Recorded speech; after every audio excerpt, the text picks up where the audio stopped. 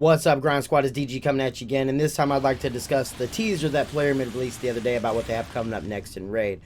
Some of the new content that they're talking about putting in the game are things that they've teased since the 2019 roadmap, and quite a few of the items are things that we've asked as a player base to be implemented in the game for quite a while. They also have a few fresh ideas that we really haven't asked for or discussed, anything like that, at least not to my knowledge. So all in all, I'm going to take this opportunity to kind of break everything down, come to a better understanding, give my opinions on it, and, just kind of discuss the topic a bit. So if you have any ideas, comments, questions, anything like that, feel free to drop them down in the comments. I would definitely like to discuss this topic more. And I really hope you enjoy the video, you find it, engaging and, maybe spark a few ideas for you. So if you do, make sure you hit that like and subscribe, turn notification bells on, the whole YouTube jazz. But we're going to go ahead and check it out. So let's see what they got.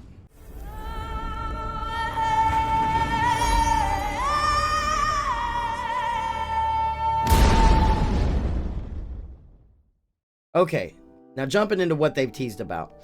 They've added quite a few different aspects to the game in their little roadmap that they have. And to be honest, I haven't really been this excited since they added a damage counter and an unkillable clan boss, which has been quite a while. But needless to say, this is definitely a patch. I'm hoping it's a single patch, maybe to 1 point or a 0.5 or something. That could really kind of bring a lot of life to the game. So I'm pretty excited about it. Go ahead and take a little look at their roadmap that they've given us. Now, like I said, that they've kind of put some things across the board to cover a lot of the areas of the game. Starting off, they got the forge, so now we have a crafting system. In most traditional RPGs, there's a crafting system, some way to make items and gear and things like that, whether a JRPG, an MMO, just whatever. There's usually some kind of crafting system. So finally, Raid, the most ambitious RPG of 2019. Oh my god, we've got a crafting system coming in. Love it. I'm happy. We'll get into a little more about that here shortly. I have some opinions on that.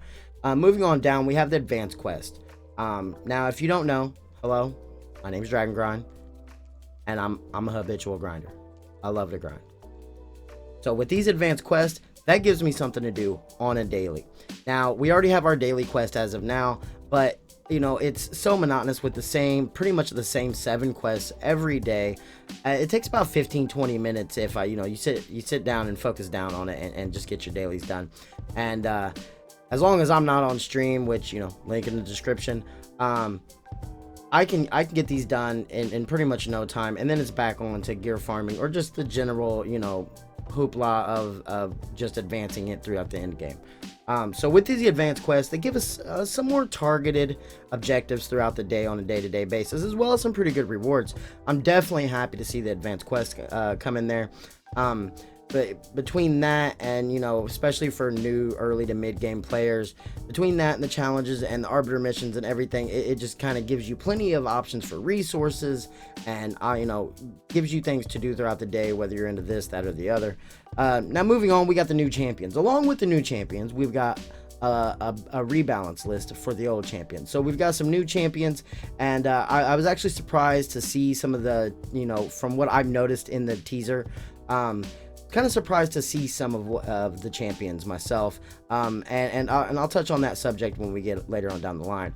And then moving on, the big daddy piece chunk of the what's coming next in Raid, something that's been teased for a long time, something that the community's been asking for a long time, and something that I feel as a PvE connoisseur of sorts myself, that will kind of just breathe life back into the game. We've got the tower. Now, it was deemed the Void Tower, but it was recently, with this tease, renamed into the Doom Tower. And I really do kind of understand, because due to the affinities in Raid, calling it the Void Tower kind of blurred the lines of, what to expect. But we're going to go ahead and jump into the first little part here. We have the Forge. Now, a little complaint it's really kind of been a question more than a complaint, but it's been so long that the players kind of turned it into a meme. But they finally did something with the Campfire. Granted, the Yule tree was cute during the holidays, but it didn't really offer any, any actual addition to the game. It was just there for, aesthetic pleasure. But they've turned into the Artifact Forge, which kind of makes sense. It was a fire, it was a campfire. You build a forge around it. That's where you do your blacksmithing and craft your gear. Makes perfect sense. But they went in and gave us the crafting system. So looking at it here, this is actually a lot more detailed than their initial teaser of this that was released a couple weeks ago. And I'm definitely happier to see it like this. Kind of gives you a little more understanding of it. Up here up top, we have our crafting materials. Now, these I'm hoping are going to become, something that's fairly easy to acquire, given the grind through events and tournaments and things like that, maybe even daily logins.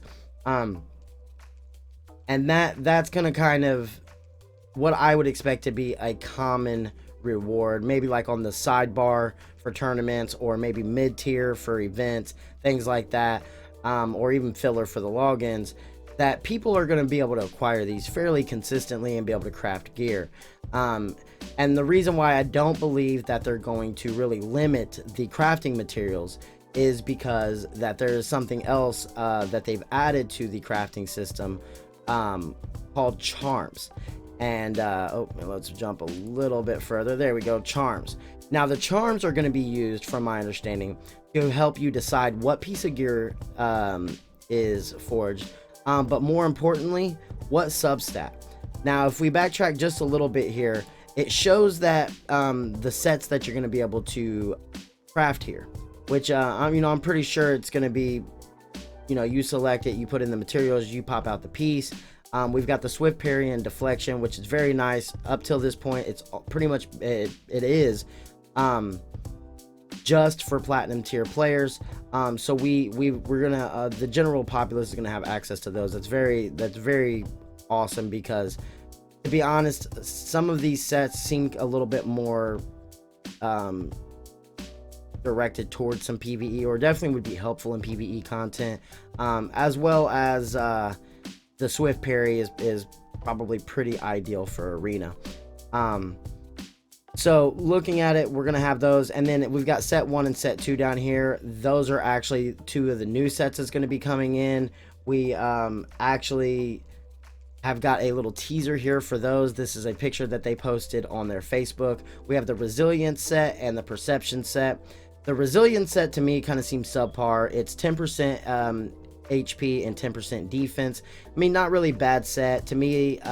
It just kind of seems like it may fall off mid-game. It's not really much of an in-game set. As an in-game player, I mean, it's nice, but I don't really see it being for me. And then we have the perception set, which is 40% or 40 accuracy and 5% speed. Not exactly OP or nothing like that, but definitely a good combination. When building champions, accuracy and speed are definitely 2 top tier stats that you want on majority of champions. So having a set that that gives both of those is definitely nice to have. But looking at the value of the bonuses that these sets bring, I'm really hoping that they're going to be 2-piece sets. If you look at the defense set or the life set or immortal set or divine life or anything like that, it's usually a 15% bonus to that stat. And then with the divine and immortal sets, there's even bonus mechanics onto those sets. So I'm really hoping that Plarium nails this down and these are 2-piece sets. To me, that's going to be paramount to either one of these sets being usable at all. And then, when it comes to the perception, that's definitely a set that I see myself using in PvE content. It's still probably not ideal for PvP content, but that even then for early to mid game players, it might end up being kind of an OP set, especially to help you get through that mid-range arena where a lot of people are having issues at nowadays. Fix coming soon, I hope. Plarium, please. Asterisk, little 1 next to it. But no, whatever, just bring that. We need that fix. I don't have the problem, but I know I have a lot of friends and plannies and stuff that do. It's definitely something that needs approach. But anyways, getting back to the teaser, we have 2 new sets, and they're definitely looking promising, looking interesting. I'm glad to see them, but they'll be here too, so you can craft those as well. Now I would like to jump and say one more little comment about the charms here. on top of being able to, you know, having charms for rarity and rank and stuff like that, having the charms for the type of piece and the substat, that is going to be the deciding factor when it comes to the charms. I feel like the charms are going to be the part that is going to really kind of come down to the paywall. How are they going to present these? Are they going to be selling in packs? Are these going to be like for just the #1 reward for tournaments, or maybe even world leaderboard, things like that? The speed charm is clearly going to be OP. It's going to be something that everyone goes for and aims for, and it's going to be the sought after charm, especially when it comes to the swift parry and deflection sets. A lot of the in-game players, that's what they complain about, is that, you know, they get those sets out of their platinum tier chest and still at the same time either they don't have right substats or they don't roll good and they just don't end up using those pieces. So being able to craft pieces for those that and then being able to pick the substat is going to be incredibly OP. It's definitely going to be something that people dive into deep. Now moving on from there, we have the advanced quest, and like I mentioned earlier, as a grinder, this is definitely something that I'm interested in. We have quite a few of the different quests. We have crafting quests, you know, to go along with the new crafting system, and I feel like that one might be a little dependent on material drops, which I'm kind of hoping leads us to believe that the materials are going to be quite easy to get them frequently. And then, you know, are you going to be crafting gear that you're not really going to be using just to do the advanced quest? Because, you know, as an in-game player especially, you're going to be so reliant on getting the charms and stuff. So kind of interested in seeing that. We also got some faction wars quests in here. They should be up in here somewhere. They're using 12 keys, and then even a more difficult one here. Let's back it up just a little bit here. Beat 3 faction war stages without losing a champ. Does that mean I'm going to have to drop in stage, or drop the stage that I usually hit or that I usually farm to do one just to beat this, and kind of waste the keys for that in a sense, you know, that I'm not farming at my highest potential level, so that way I don't have to lose a chest for 5 measly gems and adding to the top rewards. Now I'm not sure how many advanced quests they're going to offer, but I feel like some of these might need a little tweak or work on. Hopefully that's something that they're going to pay attention to upon release and kind of evaluate and maybe even tweak in the near future. But talking about the top rewards, I don't know how many quests they're going to release on a daily, but looking at the list in general, it's looking like they may release 10 a day. And if they do 10 a day and it takes 250 to get the legendary book before it resets and you start the top quest, quest progression or the top reward progression all over again, it looks like that these might be on a 25 to maybe even 30 day cycle. Maybe every 5 or 6 months you actually get 2 rewards in one single month, still at 25 days apart. So kind of interested to see how that ends up working out, depending on how many quests they release on a daily. They are on a 24-hour period, so you know it's kind of along with your clan boss keys, your daily quest, and your advanced quest. You know, that's kind of like the package for the day. Those are your dailies. So I'm definitely happy to see that, and definitely, you know, interested in getting to the grind. Now, progressing on from that, we have the new champions. I'm just going to kind of skim through here a little bit. Looks like we might have a new Lizardman, maybe new Sacred Order, Undead. I'm not sure, you know, who he's from. Dwarves, Ogren, and these are actually some of the ones that I was interested in seeing. We have, I'm going to imagine Skinwalkers, Skinwalkers. We have a mouse and a toad here. In my opinion, between like the Lizardmen, which does have some OP legendaries and, you know, some decent epics and stuff, the Ogren and the Skinwalkers, those are 3 factions that could definitely use help. So I'm very happy to see that, you know, out of all the examples, them factions have been given some love, as well as Dwarves, which is the newest faction. And then we have our faction war completion champion. There's a lot of people out there that's been tackling faction wars pretty hard, so definitely it's about time that they get this lovely lady out here. I do remember that there was, you know, some rumors and stuff about what she might, you know, be about, but I don't remember exactly what kind of role she'll play in the game. But I feel like for a completion of faction wars, it would have to be something pretty strong. Like it's just hands down, especially like we have Rosin, pretty strong, openly acquirable champion. Then we have some pretty good login, you know, some decent login reward champions. Battle Pass had brought Stag Knight and, you know, Frozen Banshee and things like that. So I think for something of this tier, this level, that this new champion should definitely be a very strong champion. Before we get into the last piece here, I would like to also go over this buff list that was announced not too long ago through, you know, the content creators that are in the content creator program. By the way, hit that sub button. I am definitely aiming towards a content creator program. But we have pretty extensive list of buffs and buffs, nerfs, and fixes. You guys, please don't forget about fixes, because a lot of the names on here are very scary to see on a buff nerf list, because they're so strong there's no way they're getting buffed, so you would expect them to get nerfed. But there's also fixes in here. We have Roto, Siphi, Tormund, Duchess, Madame, Warlord, Krutroxa, Draco Morph, you know what I mean? All these champions on here that if they got nerfed, there would be a bit of an uproar and a rage in the community. So, you know, keep in mind, especially, like, in my opinion, Rotos is broken. And when I say that, I don't mean it in the usual weeb way that he is so OP he is broken. I mean that there is literally something wrong with the man's AI IQ. Something is broken with him. And so I'm hoping that they don't really nerf him.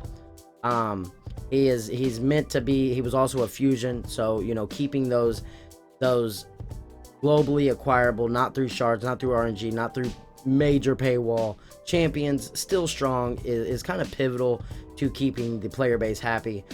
So keep him strong, but I definitely would not suggest nerfing him a second time. They've already did a little fix, a little nerf before, so don't do that. Maybe just kind of tune him up to where he's not so broken. And then we've got other ones like Siphi. A lot of people are scared about them nerfing her.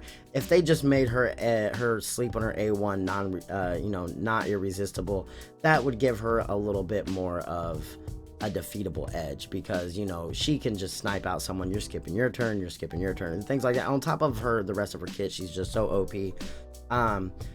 Madame, I hope she's an AI fix, not a buff or a nerf there at all. But the removal of the buff and the AoE attack down and defense down, yes, it's strong, but it's the champion's been out for a while. So to be honest, if she was moderate, you know, mediocre before, she would probably be due for a little bit of a buff just to keep up with power creep with the game.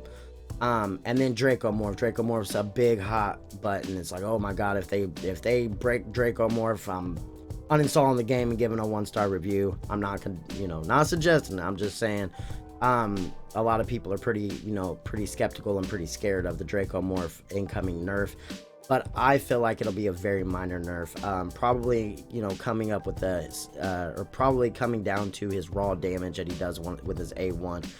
Being an AoE decreased defense and weakened champion when there's only 2 of them in the game, it is solid. They can keep him there, as well as the poisons makes him very viable for clan boss. And, you know, he's a top tier legendary, keep him a top tier legendary. But then you stack on top of that the fact that he is also one of the top tier raw damage dealers in clan boss, and just, you know, a sniper in arena, and just so strong throughout his entire kit everywhere in the game, that, you know, he could probably do with a little bit of nerf to his raw damage. And then we also have some champions on here that are in desperate need of buffs, you know, like Candraphone and Elder Scar, and even I would like to see Rowan and Taurus. I'd like to see how their buffs, I'm hoping incoming buffs, turn out.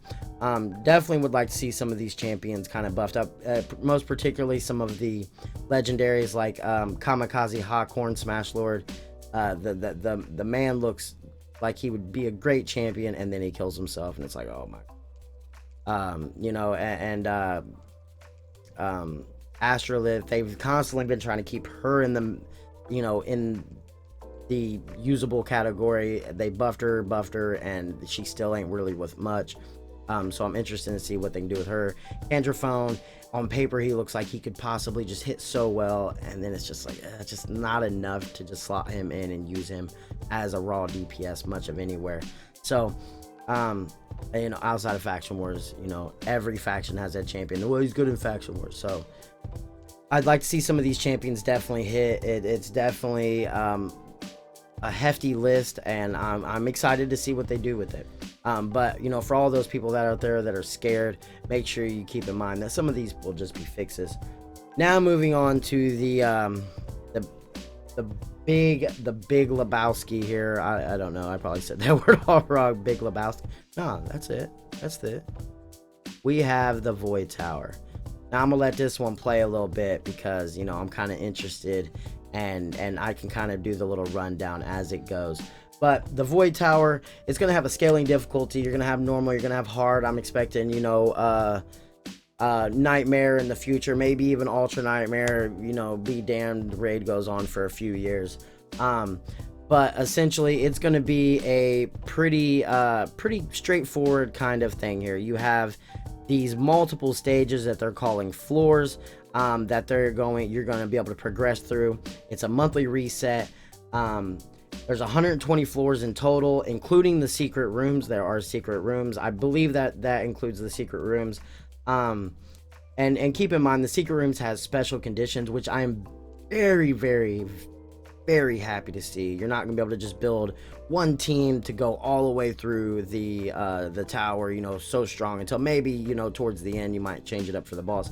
But you have the secret rooms here. It's showing you where every 5, 15, 25 starts at level 5, and then every 10 after that you'll have a secret room, and then on every interval of 10 stages you'll have a mini boss that will change on a monthly basis as well, or probably on a the same bosses spread throughout the tower every 10 stages. So, you know, that's interesting to see.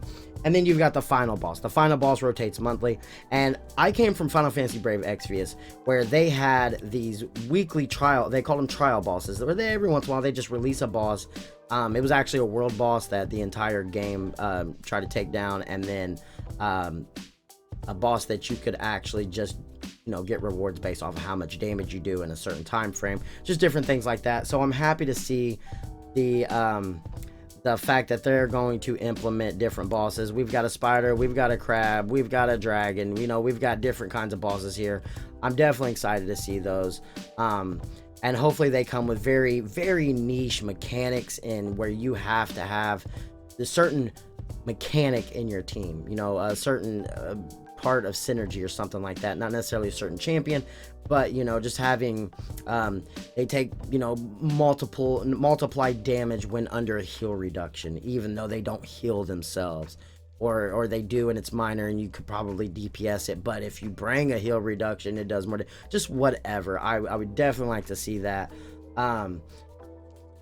I'm very interested when it comes to the Void Tower. It's going to add a whole new element of the long grind, which I'm a fan of. Hello, my name's Dragon Grind. I like to grind. Said that twice now. But to be able to have something to sit down and focus on, where you're, especially for someone like me who's a PvE, you know, player, I don't care so much about min-maxing and getting that additional 2 speed on my Arbiter or my Siphi to hopefully be faster than the next guy in PvP. So having something like this is just gonna blow my top off for the PvE content. I love it. Now, all right, I've stayed positive through the majority of this video. It's my disclaimer. Out of all of this excitement, all of this glorious, wonderful stuff, I think the first time they promised us gold, and then it was fool's gold, or we sat on the pot for too long and never received our gold. Plarium has this thing where it takes sometimes up to a year to release what they said is just around the corner. We waited for the clan boss damage counter. We waited for Faction Wars. Faction Wars literally sat on our that battle selection screen, you know, right after the Bastion. We sat there and looked at that forever. For Faction Wars, we've sat and looked at the tower forever. It's definitely time, even on that timeline, it's time for the tower to come up. So, you know, I'm trying to stay positive, but at the same time, I'd really hate to get my hopes up just for us to wait around for Christmas for one of these things or two of these things. Plarium, you know, it started off rough, but it was expected as a new game. It got rougher, it got harder, it got more rage-inducing, all the way up until really just a few months ago. You guys started, you know, being a little more transparent, being a little better on your communication. Now it's time to really bring it home by dropping new content, and then backing that up with shortly after, you know, maybe on a quarterly note, you know, quarterly time frame, more content. Not recycle content, not 3v3, oh my god, but real content. Super excited, I'm super happy. I hope you guys are too. Let's get these enacted into the game as soon as possible and breathe life into this, so we feel better playing the game. We are happier playing the game. Content creators have more things to make content on, and spenders have more things to spend on. All in all, guys, I appreciate you guys hanging out for here. You know, if you're still watching towards the end of this video, if you guys can go down there and drop me a 1%, because that is what I'm estimating how many people actually make it to the end of this video. If you go drop me a 1% in the comments, that'd be much appreciated. Leave a little smile on my face when I see that in the comment section. But until next time, happy grinding. May shards break in your favor. Peace.